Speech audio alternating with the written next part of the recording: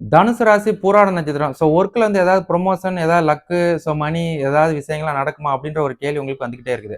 So அப்ப இந்த promotion, luck, மணி அந்த கான்செப்ட்லன்னு பார்க்கும்போது வந்து, உங்களுக்கு வந்து இன்னைக்கு டேட்டுக்கு வந்து ராசிக்கு 10ல வந்து சூரியன்.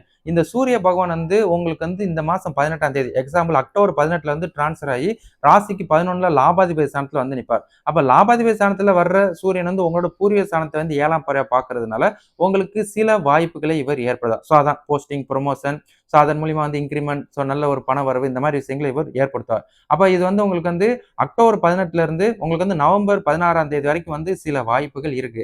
பட் இந்த காலகட்டத்துக்குள்ள தான் நீங்க வந்து ட்ரை பண்ணிக்கிட்டு இருக்கீங்க ப்ரொமோஷன் இந்த மாதிரி விஷயங்கள். அது வந்து உங்க கம்பெனி அதுக்குரிய விஷயங்கள் ப்ரொமோட் பண்ணுது அப்படின்னா, கண்டிப்பா வந்து உங்களுக்கு இந்த ஜனவரி உங்களோட ஜனவரியாவே இருக்கும். ஸோ அப்படின்றத ஞாபகப்படுத்துறேன். ஸோ உங்களுக்கு வாய்ப்புகள் இருக்குது.